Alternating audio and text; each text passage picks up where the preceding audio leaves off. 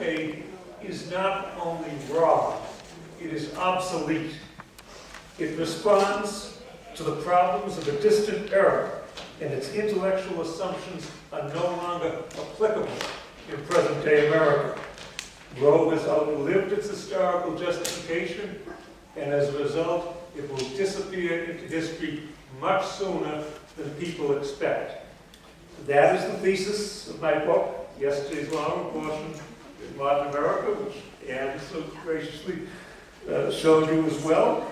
And I am honored by this opportunity to speak about my book at the annual convention of Massachusetts Citizens for Life. And I certainly want to thank all of you for the wonderful work you do in this, and you've done so much longer than I have. And it's a true inspiration to all of us. And it's especially gratifying for me to be able to speak here at my alma mater, Boston College. As a matter of fact, this very classroom is the room in which I took my freshman biology course at BC, so 27 and 28 years ago now. That's why when I came in a few minutes late this morning, I knew how to go up to the back door up there and slip my old habits die hard. But in any event, I wrote Yesterday's Law because I believed it was important to analyze the historical context of Roe v. Wade. And once you look at the issue in its historical context and compare the situation, the political and social situation of 1973 with the political and social conditions of today, it becomes plain to see that the most prominent arguments of the pro-choice side are relics of a bygone era. They respond to issues and problems that either do not exist or exist in a much more attenuated form today. The entire pro-choice argument is predicated on attitudes towards single motherhood that no longer exist in this country.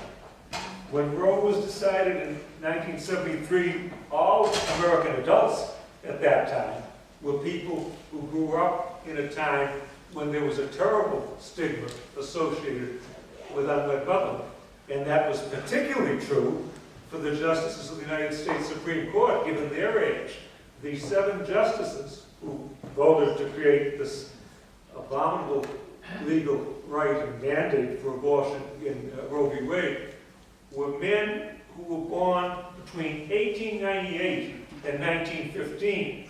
So one can just imagine what that means in terms of their worldview and their assumptions about life, and about politics, and about society.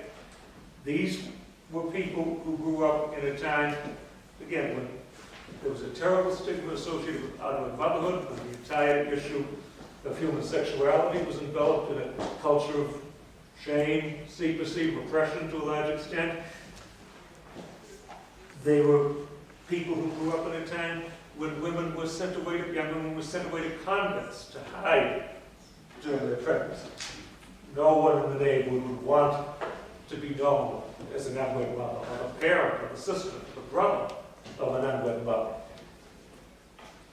Again, we are so accustomed to the rapid pace of change in our society, it becomes so easy for us to forget the fact that right up through the 1950s and 60s, people could be and were arrested for premarital cohabitation, something that happens today without generating any controversy whatsoever, and yet it was an arrestable offense, either within our lifetimes or our parents' lifetimes.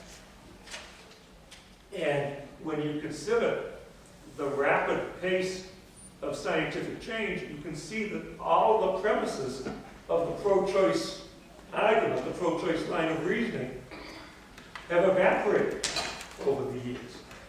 The entire pro-choice line of attack in 1973 and the years before it was that Roe v. Wade, or abortion, was necessary to save women from back alley abortions and from a lifetime of disgrace, embarrassment, social stigma, even outright ostracism.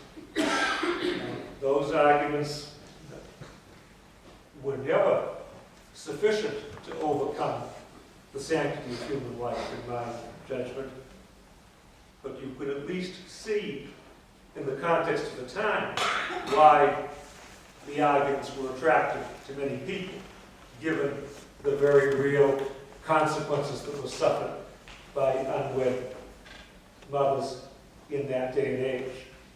But when one fast forwards to the present day, that entire context has changed, and there's therefore time for the law to change as well. The ethical case for abortion, questionable from the start, has been completely eroded by America's acceptance of single motherhood, and as I detail in the book, in the introduction and the introduction and first chapter are included in your materials. In 2008, 41% of all births in the United States were out of wedlock births. And these are not out of wedlock conceptions, out of wedlock births. It just goes to show the massive level of public acceptance for single motherhood today. And we all know that trend exists down the line of all other social issues. The public today is dramatically more accepting of premarital sex, divorce, cohabitation, gay rights, same-sex marriage, on down the line.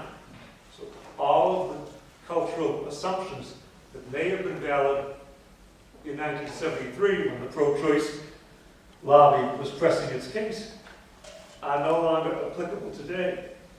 And when you review the abortion controversy since Roe v. Wade, I think it can be fairly analogized to World War I trench warfare. For too long we've engaged in trench warfare in which each side of the abortion debate argues for its own version of morality. I believe we can break the impasse by demonstrating that the other side's arguments are obsolete. Their premises are outmoded. The pro-choice arguments of '73 do not apply in 2017. And it is critically important for us to make this argument skillfully, as the next Supreme Court appointment may very well determine the fate of Roe v. Wade and the cause of the sanctity of human life in America. And certainly these are joyous times for the pro-life movement, given yesterday's confirmation of Neil Gorsuch to the Supreme Court. It's a development that happens all of us, I'm sure. But as Paul Linton discussed earlier, we need at least one more appointment, perhaps two. I'm actually a little more optimistic about Chief Justice Roberts than Paul is, so I'm hopeful that only one more appointment may be enough to do the trick. But there would still be a massive fight on our hands before that one appointment is confirmed. And so therefore, I think it behooves all of us not only to re-intensify our efforts, but also to think about these issues in new ways, in ways that would appeal to people who may not agree with us on any other issue. And that is why I have gone into such detail in the book, documenting the social changes in American life over the past 50 years, not to pass any judgment for or against the changes, but simply to show how those changes play into the abortion debate favorably to the pro-life movement. I believe it's imperative for us to embrace the social changes of the past 50 years and use those changes as proof that Roe v. Wade is outmoded and unnecessary. And it's important to remember that back in '73 and even before, the social climate was such that not only would the unwed mother face discrimination, but even the child in those days would face a good deal of discrimination. The term illegitimate child was thrown around very freely in those days. Fortunately, one hears it much less today. But another term that one never hears today, but was actually quite common throughout much of the early 20th century, was the idea of a woman who had become pregnant or even had any type of sexual activity before marriage as being a fallen woman, someone who was just completely out of bounds in our society, someone who could be and was frequently treated with contempt and hostility, even by the members of her own family, and even by her closest friends.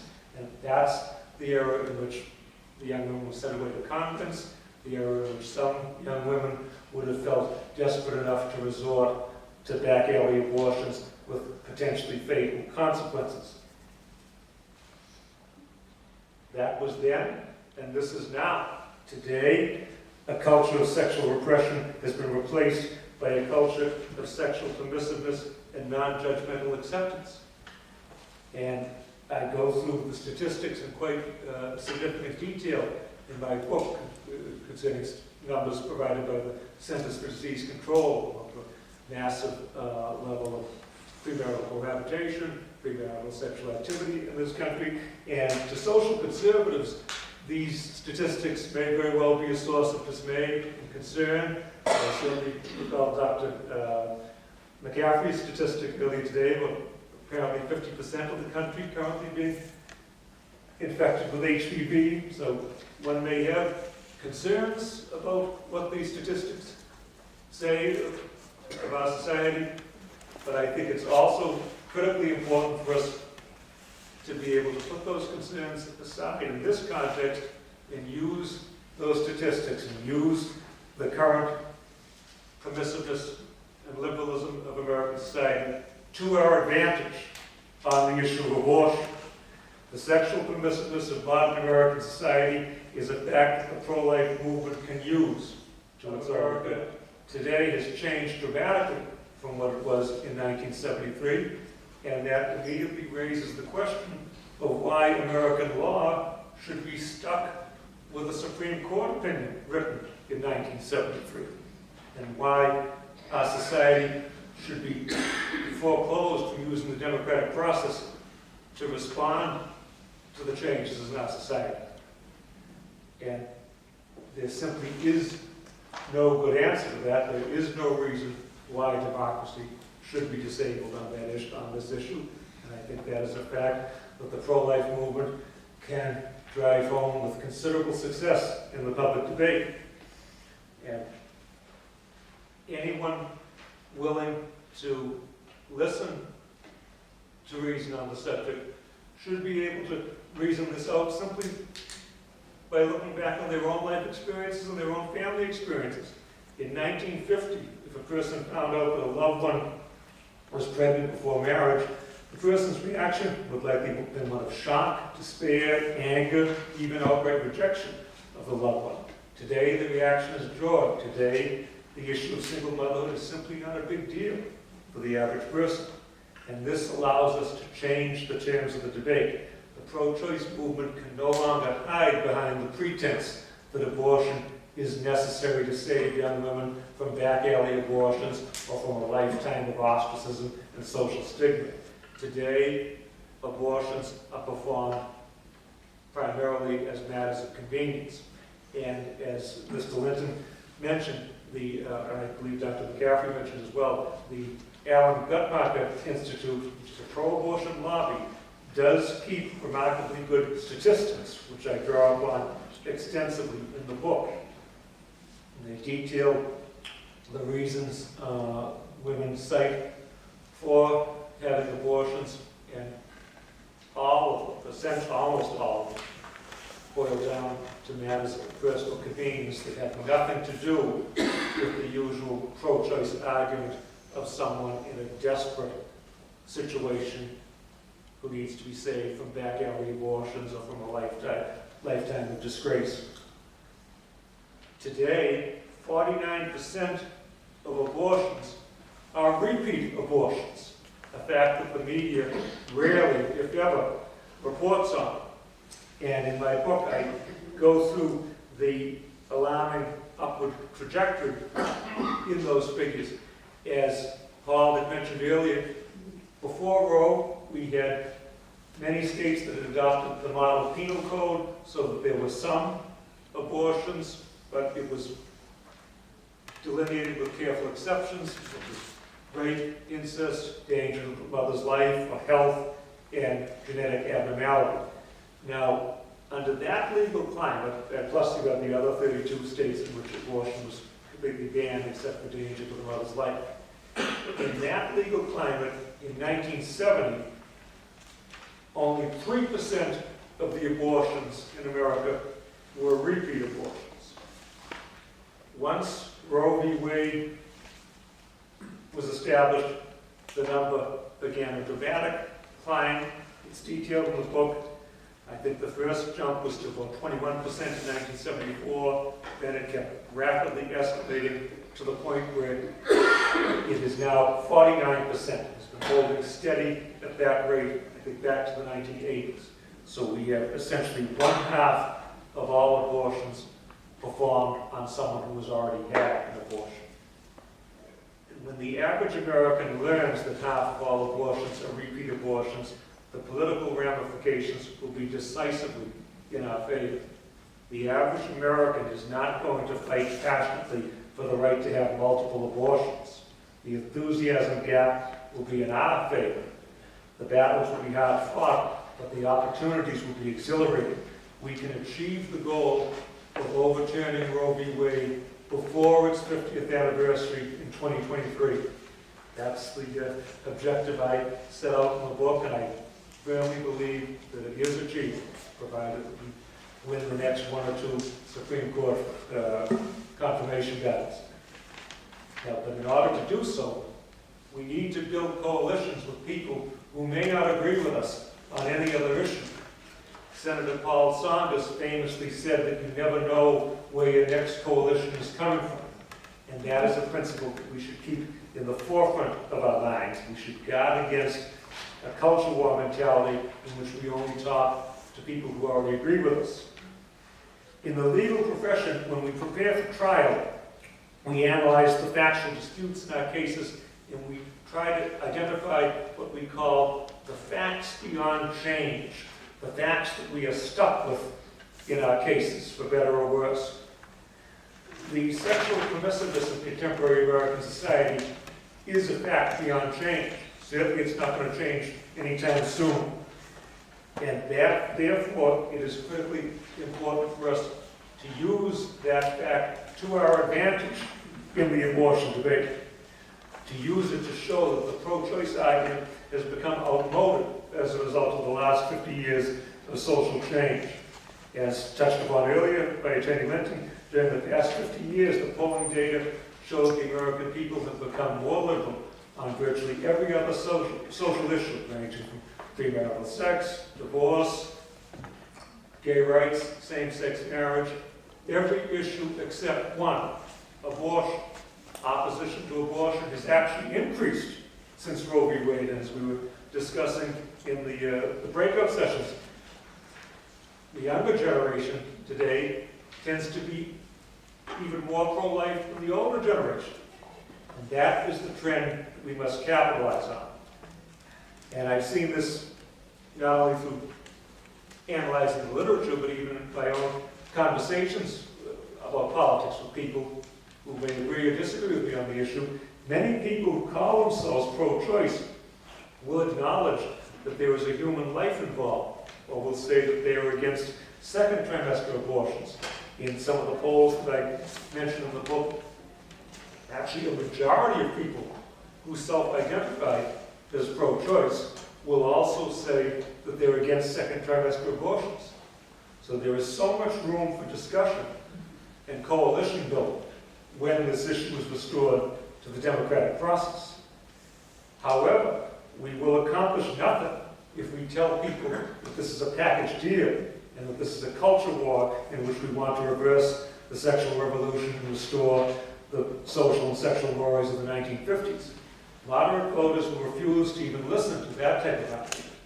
However, they will listen to arguments focused specifically on the issue of abortion. They will listen to the fact that half of all abortions are repeat abortions. They will listen to the fact that since Roe v. Wade, America has aborted more children than the entire population of Spain. I detailed that in the book as of a few years ago when I wrote the book. The population of Spain was 47 million, and the number of abortions at the time I wrote the book, since Roe v. Wade, was 55 million. It's gone up even higher since then. I had the pleasure of visiting Madrid just a couple of years ago, so you can imagine how mind-boggling that is to try to even conceive of this fact, that the entire number of people living in Spain is less than the number of unborn babies aborted in America since Roe v. Wade. Again, a fact that the media will almost never report upon, but if we rise to the challenge and do our part in the pro-life movement to get the word out on these issues, the political opportunities ahead of us can be astounding and exhilarating.